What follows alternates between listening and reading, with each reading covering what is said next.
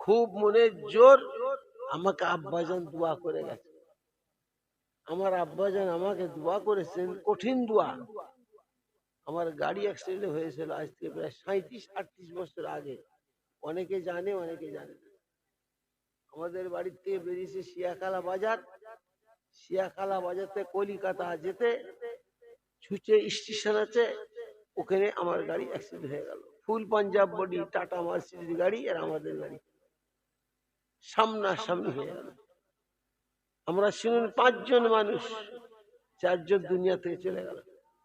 কথা বল, 4 জন তো দুনিয়াতে নেই, চলে গেছে। আল্লাহ তাআলা আমাকে হায়াতে বেঁচে রেখেছেন। কথা বুঝছেন? আপনারা দোয়া করেন আল্লাহ পাক, খাস করে আমার আব্বাজান কেঁদে কেঁদে আল্লাহর কাছে হাত তুলে দোয়া করে, আল্লাহ আমার হায়াত একটু কেটে আমার ছেলেকে দাও। পরে আমি আমার মুখে শুনে মনে খুব কষ্ট হয়েছে, আব্বা হুজুর এই দোয়া করতে গেল কেন? আমার আব্বার মতন আব্বা এখন 500 বছর বেঁচে থাকার দরকার ছিল। ঠিক না? ঠিক কথা কর। আপনারা দেখেন না আমার আব্বাকে? কি গো, আমার আব্বাকে দেখেন না আপনারা? এখানে আসবে বাচ্চাদের ছোট হুজুরের জায়গায়, ছোট হুজুরের জায়গা আবার আল্লাহ আমার হাতে দিয়েছে। আবার আল্লাহ করে তোমাদের বড় ভাই আব্বাস এখানে আসবে। বেলে কথা, আব্বা হুজুর কেবলা গাড়ি যখন অ্যাক্সিডেন্ট হয়ে গেল, কঠিন অ্যাক্সিডেন্ট, মনে 5 জন মানুষ 4 জন চলে গেছে। তাহলে কি অবস্থা বুঝতে পেরেছেন? আল্লাহ পাক আমাকে বেঁচে রেখেছেন। আমার আব্বা কাঁদতে কাঁদতে দোয়া করছে, আল্লাহ আমার হায়াত একটু কেটে আমার আলীকে দাও, আমার হায়াত একটু কেটে আমার আলীকে দাও। এইভাবে দোয়া করেছে। আল্লাহ তাআলার মর্জি মুবারক, আল্লাহ পাক জানেন আমার বাপের দোয়াতে হয়তো আমাকে আল্লাহ পাক এখনো টেনে টেনে নিয়ে, বুঝলে কথা? কেন বাপের দোয়া কঠিন দোয়া, মায়ের দোয়া কঠিন দোয়া, বুঝতে পারুনি? বাপ মায়ের দোয়া কঠিন দোয়া, এর উপরে দোয়া নেই আর। কথা বুঝলেন? আপনারাও নেবেন মা বাপের দোয়া। বড় হুজুরকে বুঝতে পারছো? আপনাদের বড় হুজুর বাপ মা, আপনাদের বড় হুজুরকে বাপ মা, মনে রেখো। মায়ের মতন বড় হুজুর, বাপের মতন বড় হুজুর দুনিয়াতে নেই। কিন্তু ছেলেপুলেরা মা বাপের সঙ্গে অসৎ ব্যবহার করছে, করছে না? করছে না? তোমাদের এখানে খুব ভালো জায়গা, এখানে ওসব ছেলে নেই, আছে নাকি? না টুকটাক আছে। ছেলেরা খবরদার ওসব ব্যবহার করো না, মায়ের সঙ্গে অসৎ ব্যবহার করো না। বিবির কথা শুনে মায়ের সঙ্গে ছোট বড় কথাবার্তা বলো না। অন্তরে দিকে দাগ লেগে শব্দ বেরিয়ে শব্দ বেরোয়, তোমার জিন্দেগির সমস্ত ইবাদত আল্লাহ তাআলা ধুলিস্যাৎ করে দেবে।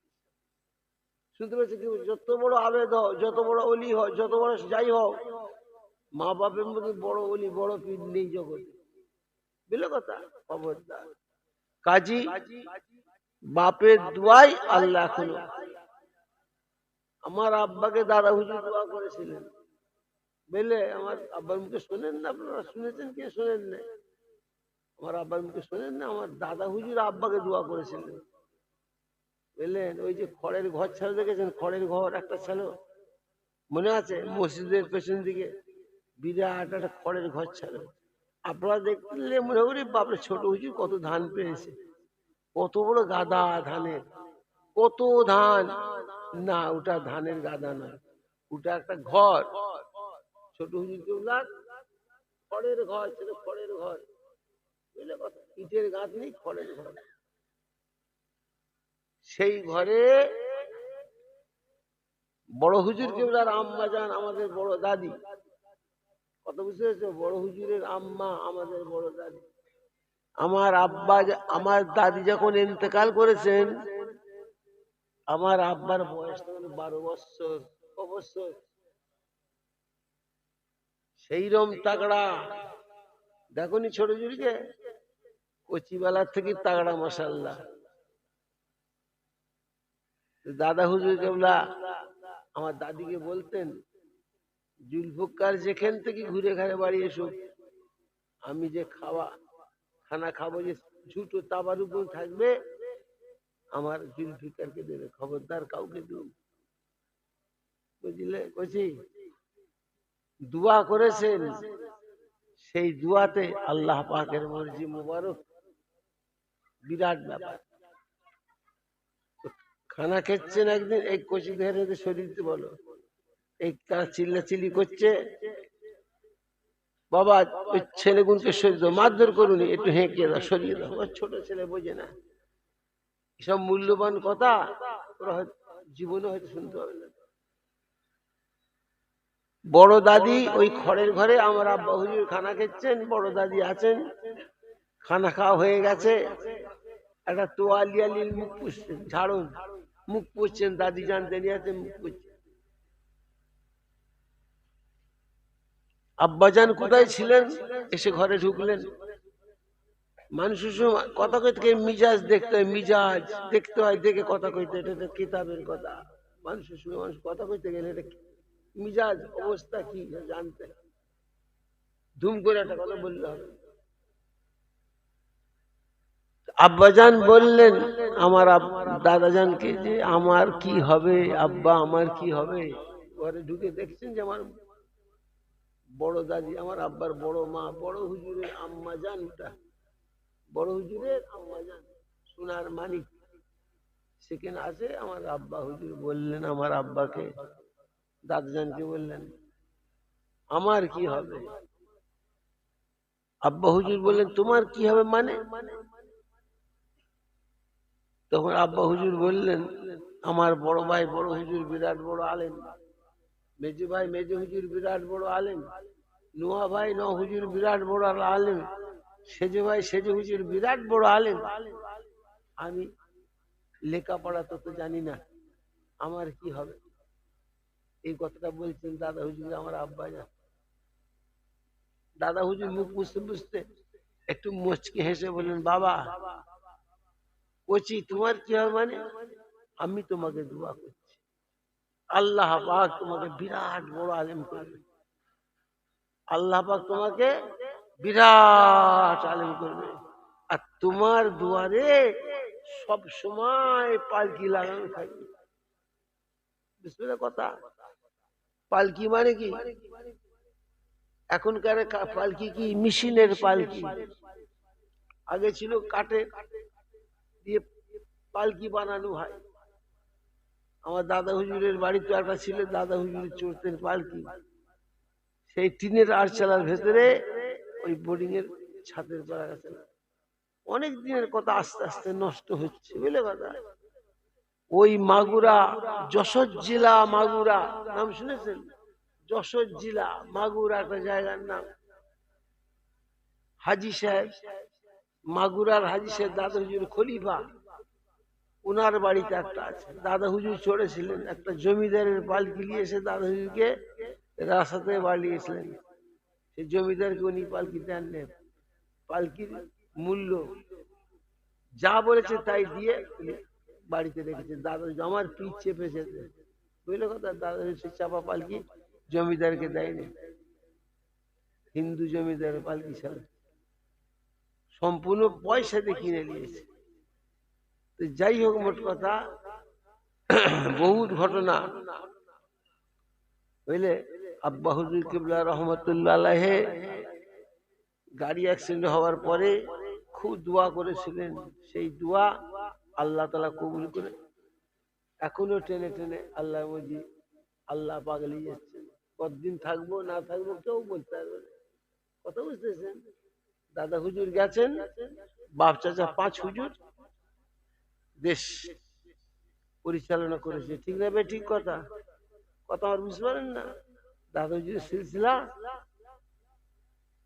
দাদা হুজুর কেবলার 5 আওলাদ দেখাশোনা করেছেন। দাদা হুজুরের 5 আওলাদের 32টা আওলাদ আল্লাহ দিয়েছেন, করা দিয়েছেন।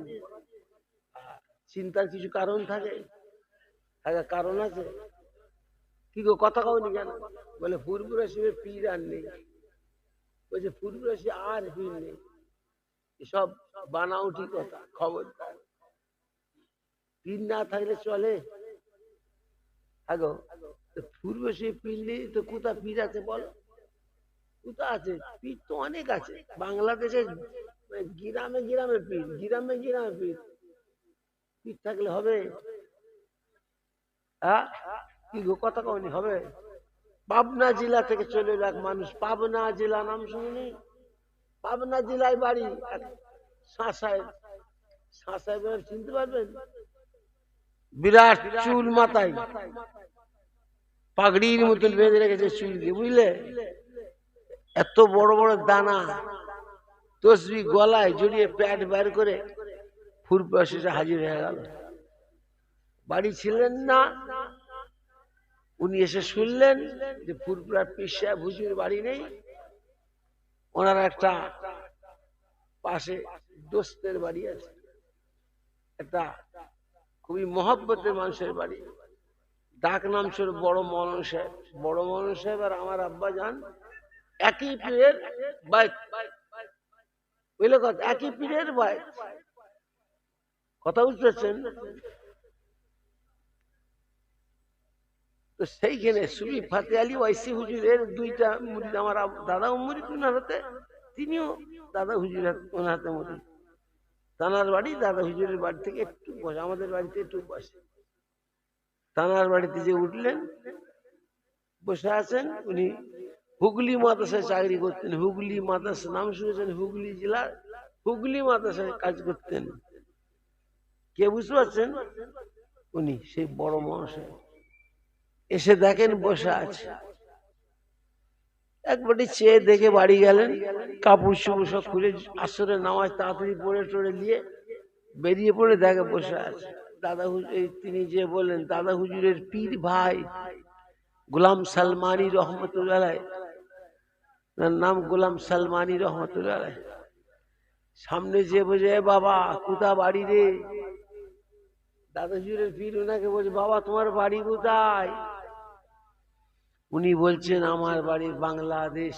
বাংলাদেশ, উপার বাংলা, বাংলাদেশ। এখানে কি করতে এসছো বাবা? উনি বললেন, বাবা এখানে কি করতে এসো?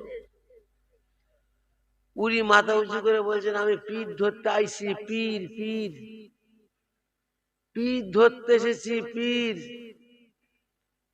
তখন ইনি বললেন, তোমার দেশে তো বাবা বহুত পীর আছে, গ্রামে গ্রামে পীর আছে বাবা, তুমি এখানে চলে এলে কি করতে? বলে, হুজুর পীর বহু আছে, আমি পারের পীর খুঁজছি। কি বলছে বলতে? শুনছে কি বললে? আমি পীর বহুত আছে হুজুর, আমি খুঁজছি পারের পীর। বুঝতে পারছো? পারের পীর বুঝতে পারছো? হ্যাঁ, দাদা হুজুরের ভাই, পীর ভাই। শুনে বুঝতে পারি সর্বনাশ, সাংঘাতিক কথা। তো যে লোক নয়, যে লোক নয়, কঠিন লোক। খুঁজছে পারের পীর, আখেরাত সেখানে পার হব কি করে, সেই পীর খুঁজছে ইনি। চাঠিন কথা। ভাইজান উনি ঝপ করে মুরিদ করতেন না কাউকে। দাদা হুজুরের পীর ভাই লোককে ঘুরাতো, 10 দিন 5 দিন, কোন দিন 1 মাস পর্যন্ত ঘুরিয়ে দেখতেন, বিড়ে নিয়ে পরীক্ষা করতেন। বাড়িতে থাকতো, ভোরের বেলা বেরিয়ে, বুঝলেন না, পানি টানি দিতেন। একদিন আপনার ফুটবাসী ঢুকতে একটা বড় পুকুর আছে না, দেখেন না, ফুটবাসী ঢুকতে বিরাট বড় একটা পুকুর আছে না, সেই পুকুরটা থেকে উনি, হ্যাঁ, একদিন ঘুরতে ঘুরতে ঘুরতে ঘুরতে মাদ্রাসা থেকে চলে আসছেন, হুগলি মাদ্রাসা থেকে চলে আসছেন। উনি, উনার পীর এসছে, উনি আগে থেকেই যে বসে আছে সেই পুকুর ধারে।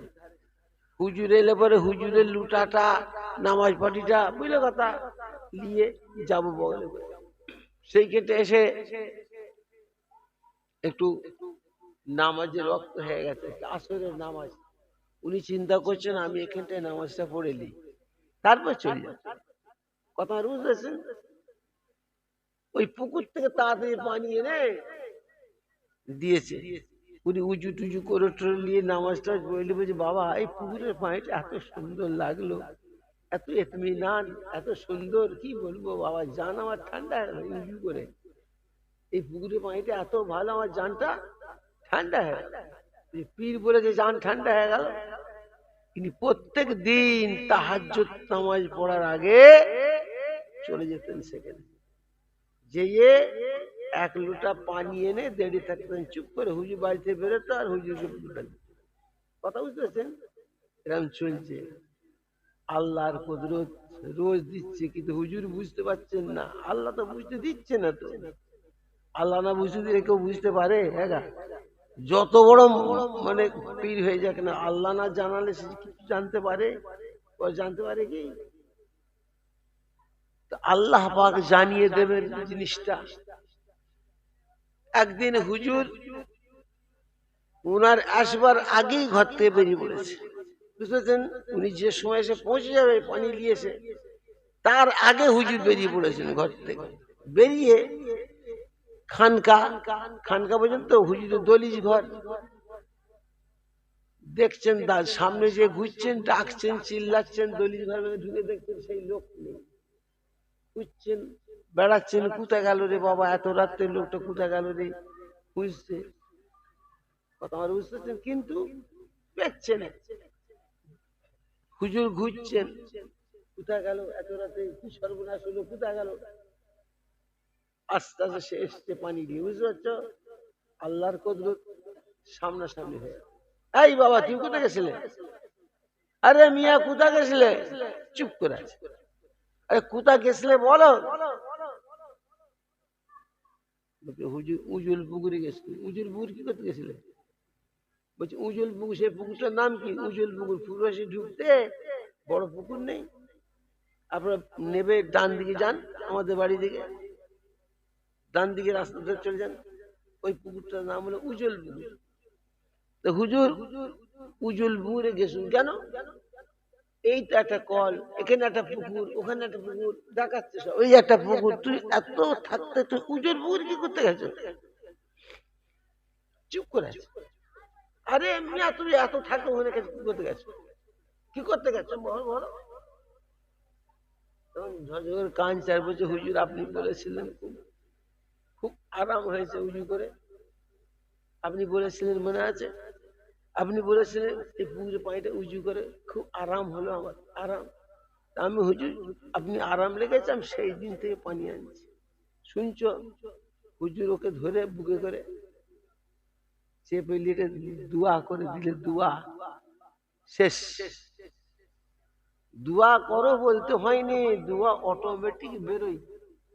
হুজুরের কথা, হুজুর দোয়া করেন, হুজুর দোয়া করেন, হুজুর দোয়া করেন বলতে হয়নি, অটোমেটিক দোয়া বেরোই।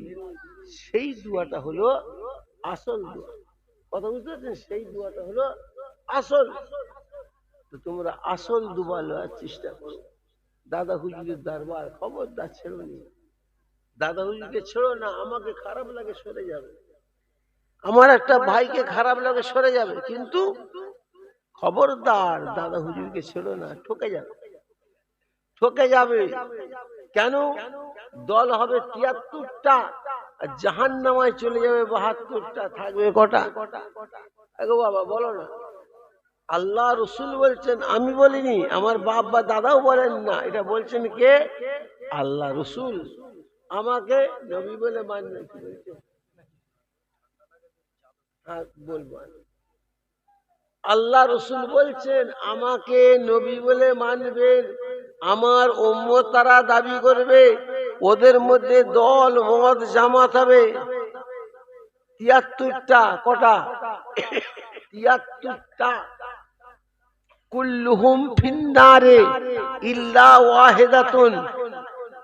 ৭৩ দলের ৭২ জাহান্নামী হয়ে যাবে, থাকবে কটা? একটা দল মাত্র, সিরাতুল মুস্তাকিমের দল, ওই দলটা বেহেশতে যাবে। কত বুঝতে পেরেছেন? বলছেন কে? রাসূলুল্লাহ বলছেন, যে যত বড় আইজিন হোক, যে যত বড় আইজিন হোক, উড়ে চলে যাচ্ছে এত বড় আলেম, খবরদার শরীয়তের একটা খিলাফ যদি তার কাছে পাও, খবরদার তাকে ধরো না, ধ্বংস হয়ে যাবে। কথা আমার বুঝতে পারছেন? তোমার দাদা পীর রহমতুল্লাহ আলাইহির বহুত কষ্টের জিনিস তোমরা জানো না। যদি শুনতে চাও আমি বলবো, আমার কষ্ট হলেও তোমাদেরকে শোনাবো। আমি আর কদিন বেঁচে আছি বলতে পারছি না, কথা আমার বুঝতে পারছেন? আমার ছোট ভাই উসমান, আপনারা দেখেন আসতো, দেখুন তোমরা, আমার ছোট ভাই উসমান ভাই ইন্তেকাল হয়ে গেছে, কথা আমার বুঝতে পারছো? আমার ছোট ভাই গোলাম রহমান গুলু ভাই, গুলু ভাই ইন্তেকাল হয়ে গেছে। আমার কয়েকটা ভাই, ছোট ছোট ভাই ইন্তেকাল হয়ে গেছে। তো যাই হোক, আমার বড় ভাই একটা বেঁচে আছে, ওই আব্দুল্লাহ মারুফ সিদ্দিকী, মেজো ভাইটা বেঁচে আছে। বড় ভাই বললেন না কথায়, এখানকার মতওয়াল্লি ছিলেন সব। বড় ভাই সাহেব এদেরকে বললেন আমার ভাইকে আমার আলী আকবর ভাইয়ের দায়িত্ব তোমরা দাও। বড় ভাই বললেন, এরা সব মেনে নিলেন, বুঝলে কথাটা? এরা সবাই আমার বড় ভাইয়ের কথা মেনে নিয়ে আমাকে সব এসব করেছে।